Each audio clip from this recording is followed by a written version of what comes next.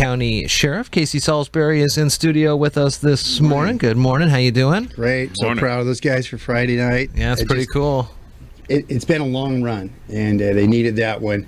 And I think that's the first of good things to come. Yeah. I'm real thrilled for them. And been on both sides of that. I played there. I coached there. I coached other schools as well. But sometimes you to pull up out of there's tough, and it's a big win for them. It's a great night. Yeah, good on the team to get a win under the belt, especially at home. Yes, in front of the home crowd. They needed that one. You and I and Spencer and even Jail Chief Hansen often talk about the state of the jail here in Mason County and the current conversations that we're having between Mason and Grace Harbor about a possible new facility and how that will shake out. Looks like you've been out visiting some other jails around. So let's start at the furthest one out. Is that the Skagit County or that'd be King County? Skagit. Let's start at Skagit then and tell us a little bit of the makeup of that one, how it compares and contrasts, and what kind of things you can take away from it. Great. Last week we got a chance to actually go with the Grace Harbor leadership to these locations because they're obviously the KNB architects are taking a look between Grace Harbor and Mason County if it's best to have a regional or independent jails. So we had a chance to meet with the officials from Grace Harbor County and visit some of the most recent jails that are built and what they look like, why they're built the way they are, and kind of get an idea of what we might think would be best for the communities here. When were those built, and what was the, if you know, what was kind of the thought process of jail life at the time? Are there more secluded, not secluded, but cell-based things, or is it more open? And Chief Hansen probably the better one to explain that. I'll do the best I can. Many years ago in the 80s and a little bit after that, they came up with this open cell design, these big areas where one corrections officer is supposed to supervise 30 or 40 people at once, and you put them all in there. That turned out to be not such a great idea as our communities changed, and to be able to classify people, you can't throw the fox in the hen house, or it creates problems, and that's kind of what that did. And so they went away from that standard, and we had to go back to more independent type holding spots so that we could separate people out due to classifications. And so our jail changed a number of years ago. We changed that open area, put that in more independent cells for us. Yeah, it has changed a great deal because of the classification of inmates. Where does that come from? Is that a federal guideline with sheriffs and law enforcement? Well, obviously you can't put male and females in together. Yeah. That's pretty standard. But what happens is you get into, the best thing I can think of is, especially when we were in the middle of the gang thing a number of years ago, put rival gangs in the same cell. Oh, yeah. That kind of thing. So there's a lot that goes into deciding on those classifications. I think it's probably best to let Chief Hansen speak to that because there are a number of reasons for that, and he would be more accurate. But there are a number of obvious reasons why you separate people out. You don't put in a homicide person, a murderer, in with somebody that's in there for a DUI or something. There's a whole bunch of things, and that's what makes it difficult in our jail. Is you only have so many places to put individuals. And when you run out of those spots, then you might have to clear a 4-person cell to put one person in there, so you got 3 empty beds. Yeah. And that's why sometimes you hear people complain about, the jail's not full, but yet you're complaining about it. Well, it is full because we can't put somebody else in that particular. You've been down there now. Sure. You guys have been there enough. That particular pod. And so we went out and visited these other jails last week with our commissioners and Grace Harbor County commissioners were there, and myself and Lieutenant Schoenberg from the jail. And Under Sheriff Adams were representing the sheriff's office, and just took a look at those facilities and kind of see the difference in the theories behind them. What's it like at the King County facility? Where is that? Are there multiple King County facilities? This particular part of the King County jail system is actually the King County Juvenile Jail, okay, which is actually just opening. And part of it isn't even open yet. and viewing their new arrangements and how they built that. A lot of it wasn't just the cell arrangements, it was like the materials that they use and things are very interesting now, how the types of flooring that they put in, the things on the walls to keep it from, can't be scraped and damaged and things. The type of materials they use now is so much different, cleanable, and non-absorbing of any type of substances, so that when you clean it, it's clean. You can wipe it down with chemicals. Oh, wow. Also, so kind of like how you see parking lots that you get the rain in there and it kind of soaks it in right away? Or Yeah, you don't want what soaks in, bloodborne pathogens and things, so they can come through and you can wipe that down with sanitary cleaning materials, and it doesn't sink down into the floor, into the concrete. It's all sealed.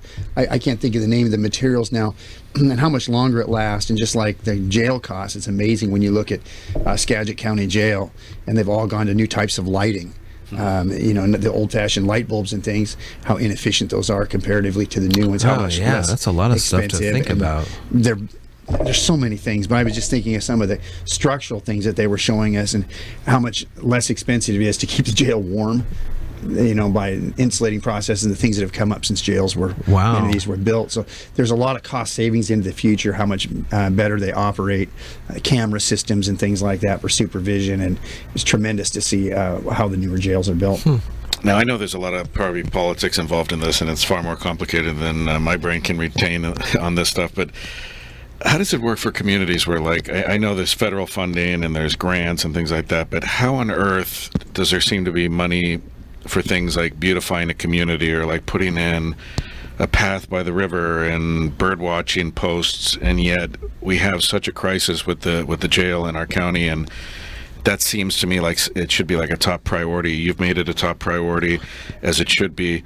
But short of measures that stall, or people just, they say they want crime to go down, but then they have a chance to vote for something and then they vote against it. What does the long term look like in terms of how that'll come about? Because I don't see any other possibility other than it happens, or we end up just in total chaos down the road, even if it's years down the road. You can't sustain it, right? I think you just answered your own question. Here's what I look at. By the time this gets done, it's likely that I won't be in this seat anymore. Somebody will have it in the future. My concern is what you just said. You go out and we have beautiful places. You build beautiful parks, you build all these things, but people are out vandalizing them, burning them up, ripping them down, and there's no consequences to doing that. People are going to do it. And simply, for our community, you can look at the jail numbers. There's months when we have over 300 arrests. Our people are doing their jobs, our deputies are, but there's nowhere to put them. And pretty soon your community gets known as the place, you can't go to jail there anyway, there's no room at the end. And so what good did it do to build nice schools? What good did it do to build nice parks? Everybody's comparing all these different bonds, but really, go ahead and build other stuff if you're going to, but when it starts getting torn up, what's your answer to that when there's nowhere to put people to hold them accountable? And that's what my concern is. Jails aren't a pretty thing to talk about. They're not a pretty thing to look at. Nobody really wants to talk about jails. It's not a neat subject around. But everybody wants to talk about it when their house is burglarized, or somebody breaks into the school and rips up their computer systems in a whole school and causes hundreds of thousands of dollars of damage. Why doesn't anybody do anything? Well, there's nowhere to put people. And that becomes a challenge. And I think you answered your own question, saying down the road, as you don't deal with this, it just continues to get worse. When you guys are looking at what possibly the future holds for a new facility in Mason or in Grays, or a combo of both places, are there already talks about what is likely to happen with the current jail? We were reporting a story last week. I thought it was fascinating. I never thought about it. It was in Yakima or something. They had a 288-bed jail facility that they're working on getting a new jail or something over there, and they're going to turn that into a homeless shelter, basically, because it's already structured in a way where people can stay. And if you had those types of future conversations, well, here's what we would like to do with this place to help mitigate this other problem that's going on. One, have you guys talked about that? And two, do you think that would help grease the skids, if you will, on working to get another new facility? I think it's an interesting question. The thing that in understanding government that I think sometimes people are challenged with is, it's just like I hear, well, the sheriff let people out of jail. Well, the sheriff doesn't let people out of jail. I hear that constantly. It's not my area. Just like the building itself, as far as that, the building, the facilities of the county are up to the direction of the county commission. I don't know if they have looked into doing something with the old jail or not. That's not our Okay. that's not my area to comment on. The county commission has control of all county facilities and what they're going to be done with, and I'm not sure if they've had those conversations or not. I never even thought about that before. I mean, it's got beds. It's got, at least for in our situation, 100 beds that would be great. There's also medical facility there, sanitary, showers, and I never thought to repurpose something like that, especially in the down. I mean, it would really put a ease and alleviation on a lot of this problem we're having. It might. I don't know what. I think the thing that they're looking at now, one of the concerns is like when you start looking at HVAC systems and things, what those cost to replace and how many times they've been done, and what. Sure. Yeah. There's part of the problem, I think, is that some of the systems in the jail are starting to fail. Some of the plumbing stuff would have to be redone. I think you'd have to ask the facilities people about that, but there's reasons, not just the size of the jail, that it's got problems. It's pretty old where it's built and those kind of things. So as you know, we had a real problem with the mold in there for a while on one side, and I don't know if putting people in there would be the best thing. I think they've got most of that fixed out now. They took care of that, but I don't know what the future holds. But that's something that you might bring the table for the conversation, the commission, and the people that run the facilities. Yeah, and then the final jail you guys visited was the local Nisqually over there in Deep Lacey, and that is one that has been used traditionally by not only Mason County but also Shelton and other surrounding law enforcement agencies. When you have to take people you're full up or whatever, they go there, right? Is that still the case? Yeah, we used to, but we don't outsource to them anymore. Yeah. The funding wasn't there. And part of the reason to go to those particular three, not only the three of the newer ones, the configurations, the way they're physically built is very different for different purposes. The way that they're set up, and the Kane County Jail is a couple different floors going up, and it's on uneven ground how they've built it, and it's just interesting where they put it up on the top of the hill there in Seattle. And then the Skagit County Jail is probably more like, Skagit County is what they call a sister county or comparator county for us, about the same circumstances they were in with their jail that we're in with ours. And how they configured their jail is probably more, in my opinion, was more space efficient.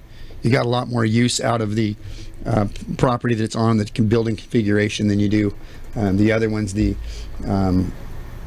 Nisqually Jail, there's a vast open courtyard area. It's enclosed, but it's a big enclosed area that I don't know if that's as efficient for what we need. Sure. But for their facility, and they're out away from any buildings and anything, and so you're out there. I don't know if people would want an open area corridor where people can stand and watch the inmates in an area.